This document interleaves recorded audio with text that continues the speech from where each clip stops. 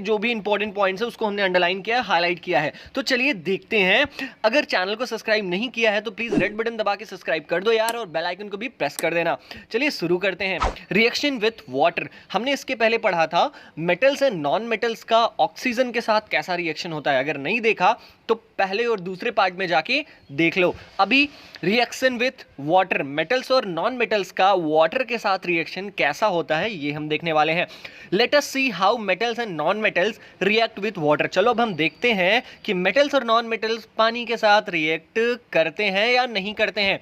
Sodium metal is very reactive. Sodium एक ऐसा metal है जो बहुत ज्यादा रिएक्टिव होता है। It reacts vigorously with oxygen and water. ये जो सोडियम होता है ना, ये ऑक्सीजन और वाटर दोनों के साथ बहुत तेज रिएक्ट करता है, और a lot of heat is generated in the reaction. और इन दोनों के रिएक्शन में सोडियम का अगर हम वाटर के साथ या सोडियम का हम ऑक्सीजन के साथ रिएक्शन करवाएं तो इन दोनों प्रोसेस में बहुत ज़्यादा हीट, आप बगल में देख सकते हो आग लगी पड़ी है ना, तो वही है, बहुत ज़्यादा हीट प्रोड्यूस होता है। It is therefore stored in kerosene. और इसी के लिए सोडियम को हम खुले हवा में या पानी के कांटेक्ट में नहीं आने देते हैं, उसको हम मिट्टी की तेल केरोसिन में रखते हैं ताकि इसमें आग ना लगे। चलिए ये एक्टिविटी है 4.5, इसको देख लेते हैं। इसमें क्या है?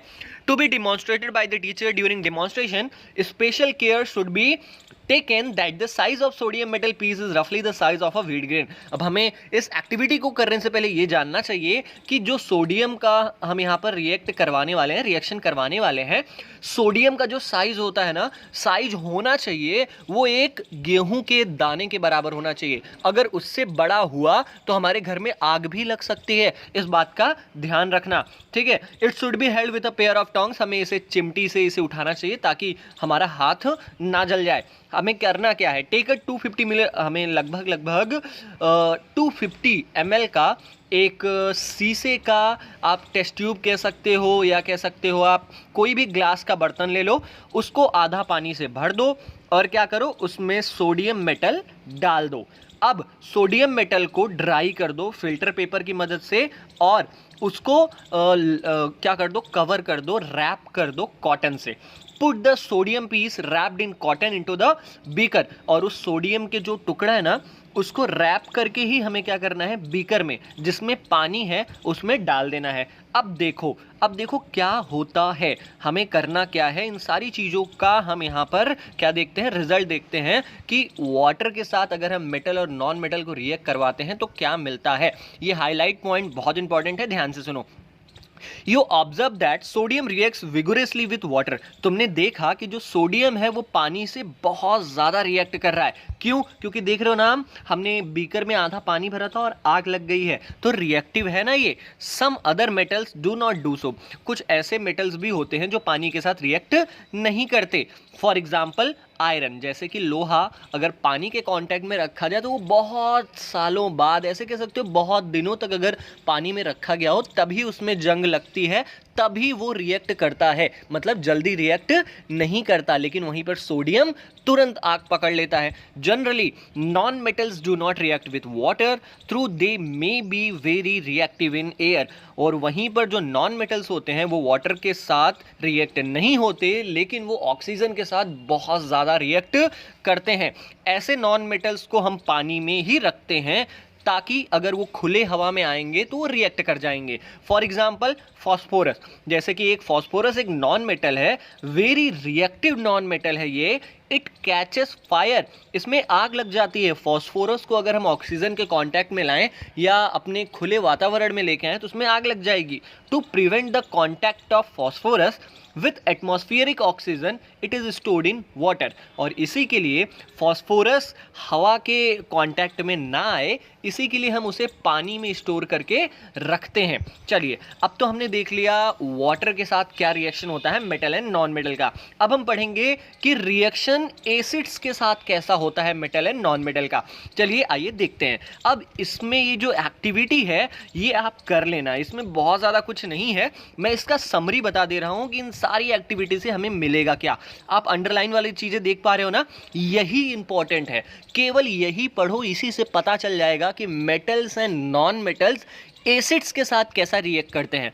You must have found that, तुमने ऊपर एक्टिविटी करने के बाद तुम्हें ये पता चल गया होगा that non metals generally do not react with acids but metals react with acid. अब हमें ऊपर से इतना तो पता चल गया ऊपर एक्टिविटी करने के बाद कि जो नॉन मेटल्स होते हैं वो एसिड्स के साथ रिएक्ट नहीं करते हैं, वहीं पर जो मेटल्स होते हैं वो एसिड्स के साथ रिएक्ट करते हैं एंड प्रोड्यूस हाइड्रोजन गैस, और हाइड्रोजन गैस प्रोड्यूस करते हैं। मतलब कि जब भी हम एसिड्स का और मेटल्स का रिएक्शन करवाएंगे तो हमें हाइड्रोजन गैस मिलेगी। ठीक है, हम इसको चेक कैसे कर सकते हैं, that Burns with a pop sound. अगर हम कभी भी मेटल का और एसिड का रिएक्शन करवाएं और हाइड्रोजन गैस निकल रहा है कि नहीं ये देखने के लिए हमें जो ग्लास का हमने जो टेस्ट ट्यूब लिया है ना उसके ऊपर हम जलती हुई माचिस को ले जाएंगे ना तो पॉप साउंड निकल के आएगा, मतलब हाइड्रोजन गैस है। You must have noticed that pop sound का मतलब आप कह सकते हो एक आवाज आती है पॉप पॉप करके, उसी को पॉप साउंड कहते हैं। ठीक है, you must have noticed that copper does not react with dilute hydrochloric acid. तुमने नोटिस किया होगा कि कॉपर एक ऐसा मेटल है जो डाइल्यूट का मतलब हल्का हाइड्रोक्लोरिक एसिड के साथ रिएक्ट नहीं करता, यहां तक कि अगर हम उसे गर्म भी कर देना तब भी रिएक्ट नहीं करेगा, but it reacts with sulphuric acid. लेकिन वहीं पर कॉपर जो है सल्फ्यूरिक एसिड्स के साथ रिएक्ट कर जाता है और हाइड्रोक्लोरिक एसिड के साथ रिएक्ट नहीं करता है। रिएक्शन विद बेसिस, अब ये एक्टिविटी बहुत इंपॉर्टेंट है, मैं तुम्हें बता देता हूं। To be demonstrated by the teacher, ये एक्टिविटी आपके टीचर के निर्देशानुसार ही किया जाना चाहिए। During the preparation of sodium hydroxide solution care should be taken that pellets of sodium hydroxide are handled with a plastic spatula. जब भी हम सोडियम हाइड्रोक्साइड सॉल्यूशन बनाएं हम एक बात का ध्यान रखें कि जो सोडियम हाइड्रोक्साइड के जो छोटे छोटे पैलेट्स होते हैं, टुकड़े होते हैं, उसको हम स्पैटुला मतलब कोई पकड़ने जैसी चीज़ होती है, चिमटी मान लो आप, ठीक है, केवल चिमटी ही मान लो आप, उसी की मदद से हमें सोडियम हाइड्रोक्साइड को पकड़ना चाहिए। अब हमें इस एक्टिविटी में करना क्या है, prepare a fresh solution of sodium hydroxide. हमें सोडियम हाइड्रोक्साइड का सोल्यूशन प्रिपेयर करना है इन अ टेस्ट ट्यूब में by dissolving 3-4 pellets of it. हमें क्या करना है, सोडियम हाइड्रोक्साइड का जो छोटे छोटे 3-4 टुकड़े हैं उसको हमें 5 मिलीलीटर पानी में डिसॉल्व कर देना है, मतलब घोल देना है। ठीक है, drop a piece of aluminium foil into it. अब जब सोल्यूशन बना लें आप तो उसमें क्या करना है, एल्युमिनियम फॉइल भी उस टेस्ट ट्यूब में डाल देना है। एल्युमिनियम फॉइल क्या होता है, आप कभी बर्गर खाते हो या कभी भी रेस्टोरेंट से खाना पैक करा के लेके आते हो तो एक चमकदार सी चीज होती है, उसी को कहते हैं एल्युमिनियम। ठीक है, वही होता है एल्युमिनियम फॉइल। अब हम अगर aluminium foil sodium hydroxide solution में डालेंगे और उसके बाद हम क्या करेंगे, bring a burning match stick, हमें जलता हुआ माचिस टेस्ट ट्यूब के सामने लेके आना है। अब ऑब्जर्व करना है कि क्या होता है। अब जो पॉप साउंड निकलेगी जब हम माचिस लेके आएंगे, सोडियम हाइड्रोक्साइड जो सॉल्यूशन होता है उसमें जब हम एल्युमिनियम डाल देंगे तो पॉप साउंड भी प्रोड्यूस होगा, मतलब हाइड्रोजन गैस निकल रहा है। मेटल्स और इन सारी चीज़ों से हमें क्या पता चलता है, हमें ये पता चलता है metal react with sodium hydroxide. जो मेटल्स होते हैं वो सोडियम हाइड्रोक्साइड मतलब बेस के साथ रिएक्ट करते हैं और हाइड्रोजन गैस निकालते हैं, इवॉल्व करते हैं।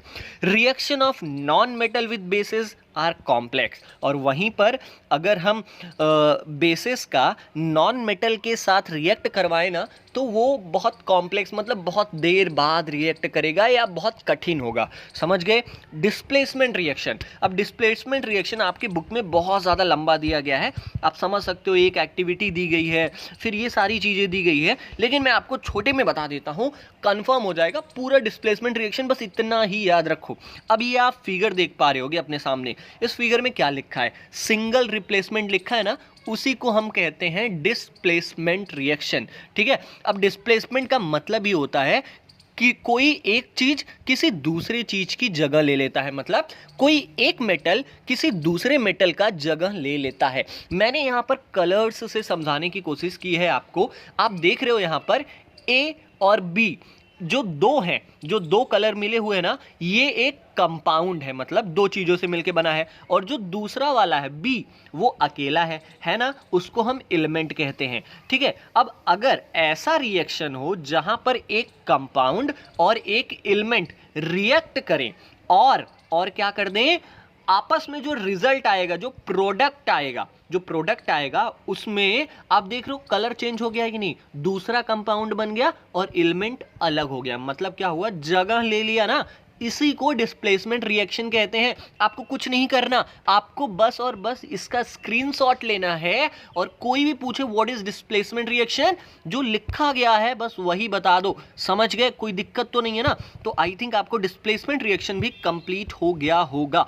अब uses of metals and non metals, हमें मेटल्स एंड नॉन मेटल्स के क्या यूजेस होते हैं हमारे डे टू डे लाइफ में, ये हमें पढ़ना है। You should be able to guess why metals are used in making machinery. तुम्हें तो पता ही होगा कि जो मेटल्स होते हैं, मेटल्स का मतलब लोहा हो गया हमारा, ठीक है, ये सारी चीजें मशीनरी मतलब मशीन्स में, ऑटोमोबाइल्स मतलब गाड़ियों में, एरोप्लेन में, ट्रेन में, सैटेलाइट्स जो आसमान में जाते हैं, सैटेलाइट, चंद्रमा और इन सारी चीज़ों का देखभाल करने के लिए, मतलब वहाँ की तस्वीरें लेने के लिए, उन सारी चीज़ों में, इंडस्ट्री मतलब जो हमारी फैक्ट्रीज होती हैं, इंडस्ट्रीज होती हैं, वहाँ जितनी भी चीज़ें होती हैं वो भी आप समझ ही सकते हो मेटल्स के ही बने होते हैं।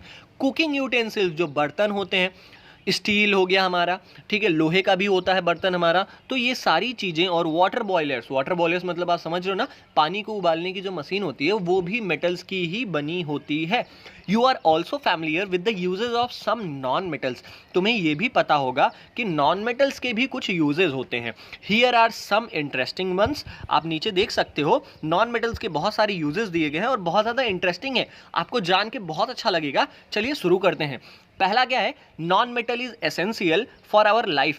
अब नॉन मेटल, हमें जो हम सांस लेते हैं ना, उसमें भी हम नॉन मेटल इनहेल करते हैं, मतलब अंदर हम क्या लेते हैं, नॉन मेटल ही लेते हैं, और उस नॉन मेटल का क्या नाम है, ऑक्सीजन। समझ गया ना। चलो दूसरा, non metal used in fertilisers. अब फर्टिलाइजर्स जो खाद होता है जो हम अपने खेतों में छिड़कते हैं, उसमें भी नॉन मेटल का ही यूज होता है। कौन से नॉन मेटल का, एन का मतलब नाइट्रोजन, पी का मतलब फॉस्फोरस, नाइट्रोजन एंड फॉस्फोरस का यूज होता है हमारे फर्टिलाइजर्स में। तीसरा, non metal used in water purification, पानी को शुद्ध करने के लिए किसी नॉन मेटल का यूज होता है। अब वो नॉन मेटल का नाम क्या है, क्लोरीन। याद आया, ठीक है। चलो आगे चलते हैं। Non metal used in the purple coloured solution. आपने देखा होगा कि आपको कहीं चोट लग जाती है तो डॉक्टर आपके चोट पर कुछ पर्पल कलर का सोल्यूशन लगाता है, जिसको हम एंटीसेप्टिक बोलते हैं। उन एंटीसेप्टिक में भी नॉन मेटल होता है। वो कौन सा नॉन मेटल होता है, आयोडीन। समझ गए। चलो आगे, नॉन मेटल यूज्ड इन क्रैकर्स। हम पटाखों में भी नॉन मेटल का यूज करते हैं। अब वो कौन सा नॉन मेटल होता है जो पटाखों में यूज करते हैं, सल्फर। समझ गए, कोई दिक्कत। यहां पर हमारा चैप्टर खत्म होता है। ये पहेली और बूझो ने कुछ क्वेश्चन पूछा है, तुरंत चैप्टर को खत्म करते हैं बस इनके क्वेश्चन को आंसर देके। चलो अब ये लड़की ये पूछ रही है कि मैंने सुना है मैग्नीशियम पौधों में भी पाए जाते हैं। अब मैग्नीशियम पौधों में किस रूप में पाए जाते हैं, तो आपको पता होना चाहिए। ग्रीन प्लांट्स में एक पिगमेंट होता है जिसका नाम होता है क्लोरोफिल। क्लोरोफिल के अंदर ही मैग्नीशियम होता है। समझ गए। दूसरा, इस लड़के की भी क्वेश्चन को आंसर दे देते हैं। इसने पूछा कि डॉक्टर ने मुझे बताया कि तुम्हारी बॉडी में आयरन की कमी है। अब ये परेशान है बेचारा कि आयरन मेरे शरीर के अंदर कहाँ है। तो मैं आपको बता दूं, आयरन हमारे हेमोग्लोबिन में होता है। आरबीसी का नाम सुना है, रेड ब्लड सेल्स, उसी के अंदर आयरन होता है। तो यहीं पर हमारा चैप्टर ओवर हो जाता है। नेक्स्ट पार्ट में हम इस चैप्टर के क्वेश्चन आंसर लेके आएंगे। तब तक हमारे चैनल के साथ बने रहिए, हमारी वीडियोस को देखिए। और अगला वीडियो बहुत इंटरेस्टिंग है, क्लास 8 के लिए थोड़ा सरप्राइजिंगली भी है। तो मेरे चैनल को सब्सक्राइब करिए, वीडियो को लाइक करिए। मिलते हैं अगले वीडियो में, तब तक के लिए जय